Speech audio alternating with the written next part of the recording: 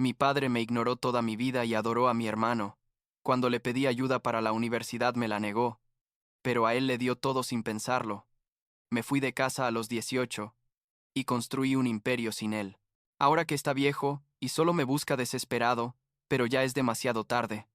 Tengo 32 años, trabajo como desarrollador de software, y por primera vez en mi vida siento que puedo hablar de esto sin que me tiemble la voz o me den ganas de romper algo.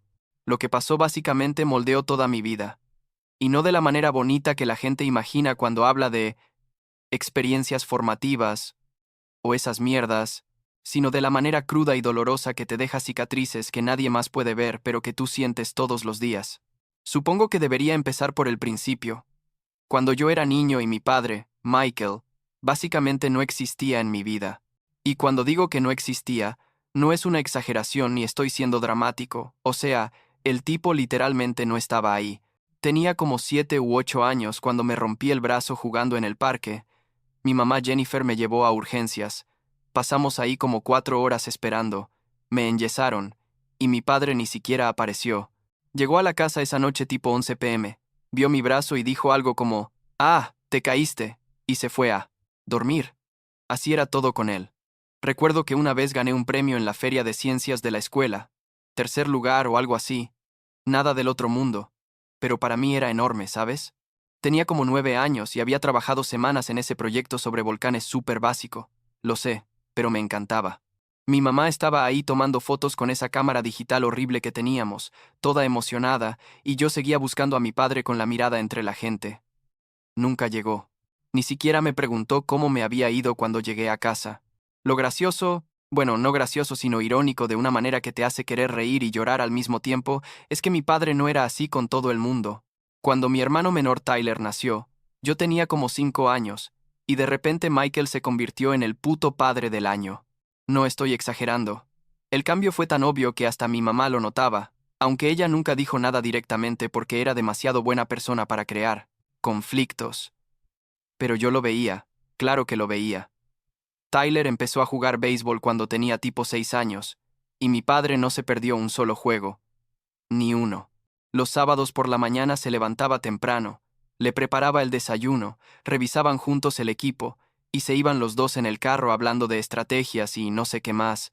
Yo me quedaba en casa con mi mamá viendo caricaturas, y ella trataba de compensar la ausencia de él, siendo el doble de presente.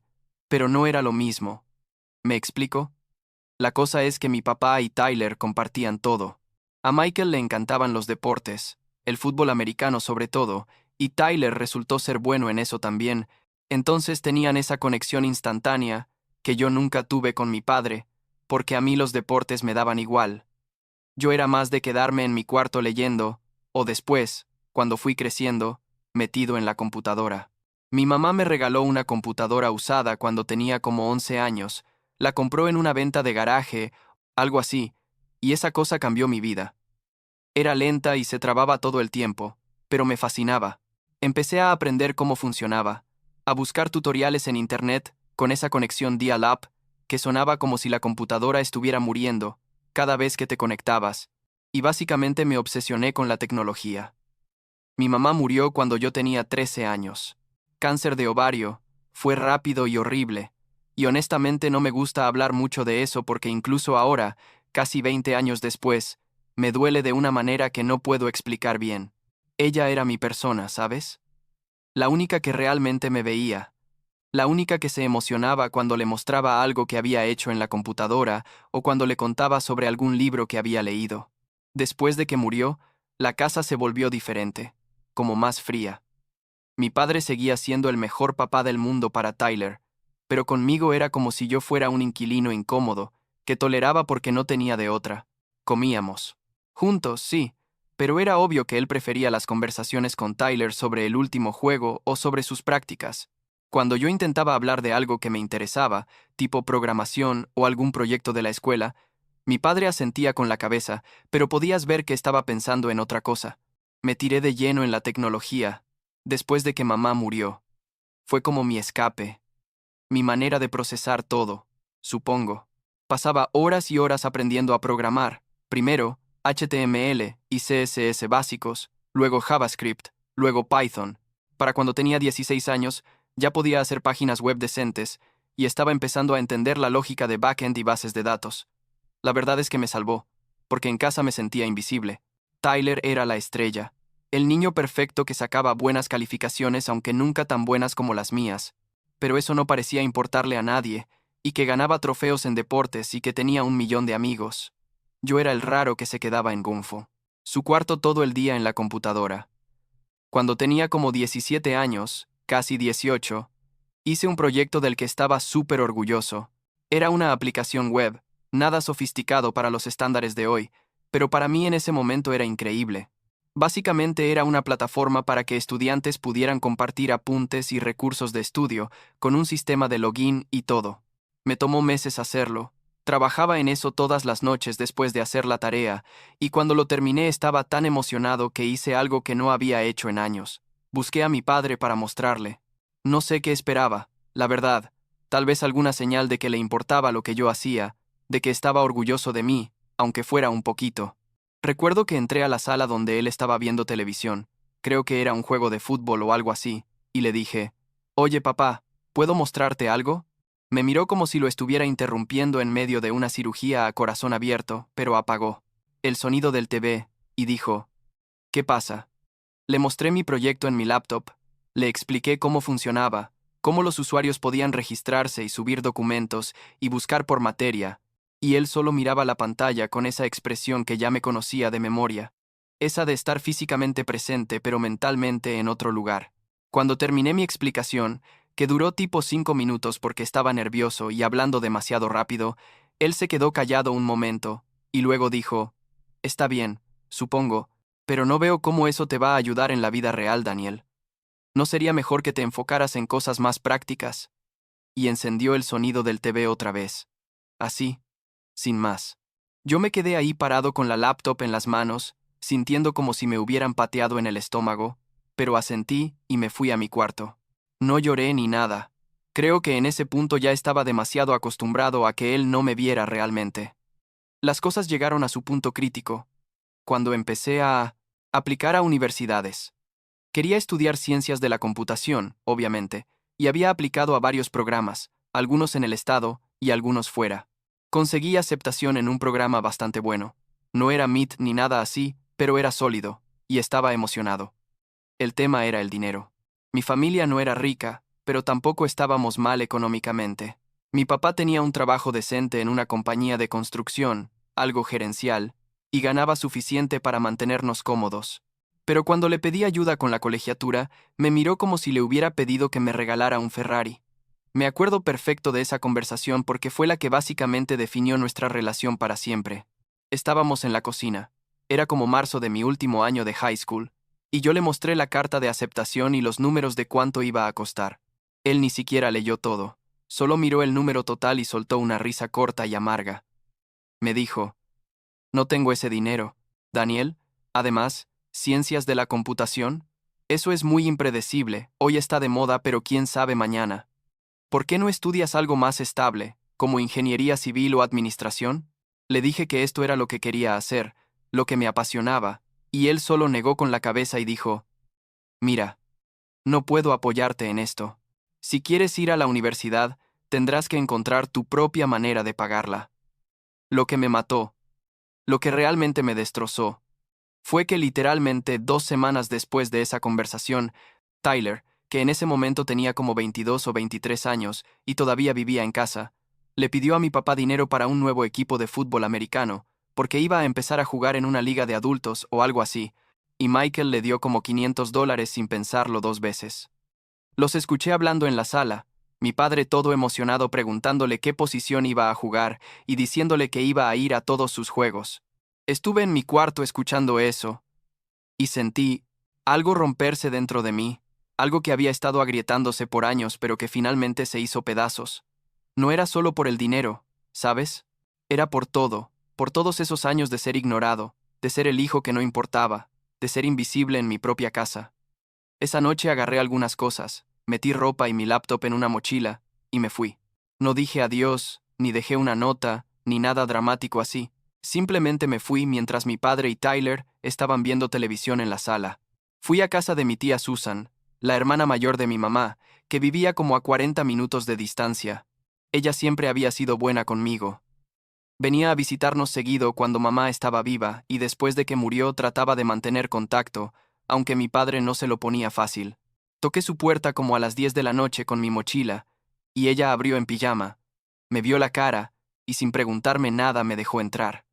Le conté todo esa noche, todo lo que había estado guardándome por años. Lo del favoritismo, lo de sentirme invisible, lo de la universidad. Susan me escuchó sin interrumpirme, solo asintiendo, y a veces apretándome la mano cuando me quebraba la voz. Cuando terminé, ella me dijo, «Te puedes quedar aquí todo el tiempo que necesites, y vamos a encontrar la manera de que vayas a esa universidad. No sé cómo, pero lo vamos a hacer». Y cumplió su promesa. Susan no tenía mucho dinero. Trabajaba como enfermera y vivía en un departamento de 2 cuartos que no era nada fancy, pero ella y algunas de sus amigas hicieron una especie de vaca para ayudarme con el primer año de universidad. Juntaron como $8,000, que no era suficiente para todo, pero era un comienzo. Y yo conseguí algunos préstamos estudiantiles y 2 trabajos de medio tiempo, uno en la cafetería de la universidad y otro haciendo soporte técnico para una empresa pequeña, que me pagaba una miseria pero me daba experiencia. Mi padre llamó como una semana después de que me fui, no para preguntar cómo estaba o para disculparse, sino para decirme que era un malagradecido y que estaba siendo dramático. Le dije que no iba a volver a su casa, y colgué. Tyler me mandó algunos mensajes tratando de mediar, diciendo que papá estaba preocupado, mentira, y que debería volver a casa, ni muerto. Pero yo no respondí. Bloqueé el número de mi padre y básicamente corté contacto con todos ellos. Susan pensaba que tal vez estaba siendo muy drástico, pero me apoyó de todas formas porque creo que entendía lo que había vivido, aunque nunca lo dijera con esas palabras exactas. La universidad fue difícil, no voy a mentir. Estudiar tiempo completo mientras trabajabas 2 empleos es agotador de una manera que no puedo describir bien. Había días en los que solo dormía como 4 horas. Iba a clases todo el día, luego al trabajo en la cafetería, luego a casa de Susan a hacer tarea hasta las 2 a.m. y repetir todo al día siguiente. Pero también fue increíble, porque por primera vez en mi vida, estaba haciendo exactamente lo que quería hacer, estudiando lo que me apasionaba, rodeado de gente que compartía mis intereses. Hice amigos, verdaderos amigos, algo que no había tenido mucho en high school porque siempre estaba demasiado ocupado siendo invisible en mi propia casa. Durante los veranos no regresaba a mi ciudad natal, me quedaba en el campus trabajando proyectos freelance. Había descubierto que podía hacer páginas web para pequeños negocios y cobrar decente por eso, nada que me fuera a hacer rico pero suficiente para ir pagándole de poquito a Susan lo que había invertido en mí. Ella siempre decía que no era necesario, que lo había hecho con amor, y que no esperaba que le pagara. Pero yo insistía. Era importante para mí demostrarle, y demostrarme a mí mismo también, que podía hacer esto solo, que no necesitaba a mi padre ni su aprobación ni su dinero. Para mi tercer año ya estaba ganando suficiente con el freelancing que pude dejar uno de mis trabajos y enfocarme más en mis estudios y en proyectos paralelos. Tenía esta idea para una aplicación, algo relacionado con gestión de proyectos para equipos pequeños, más intuitivo y menos complicado que las opciones que existían en ese momento.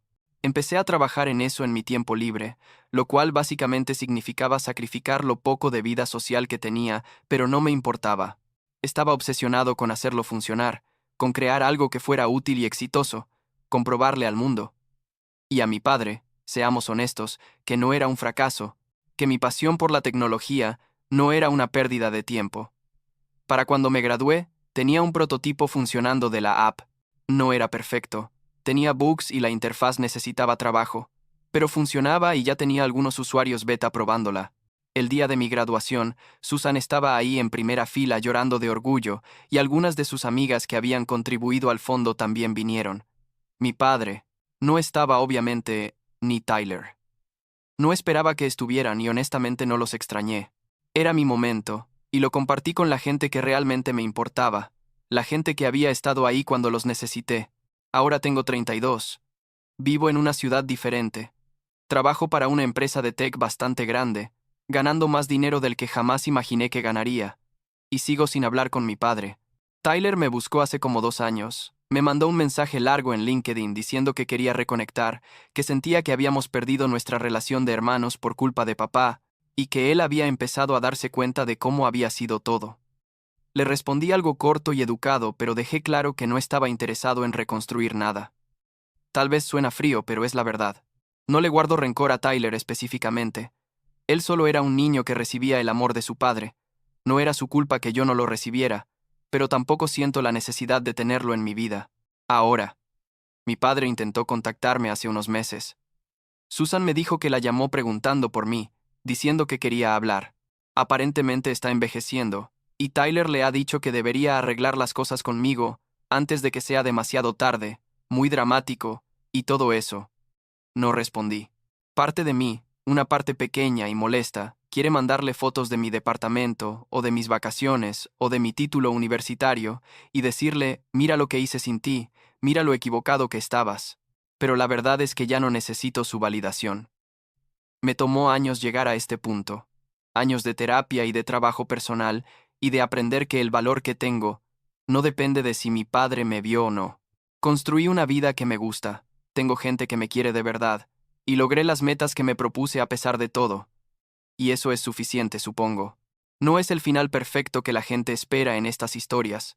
No hubo reconciliación, ni perdón, ni escena emotiva donde todos lloran y se abrazan, pero es mi realidad, y estoy bien con ella. O al menos estoy aprendiendo a estarlo.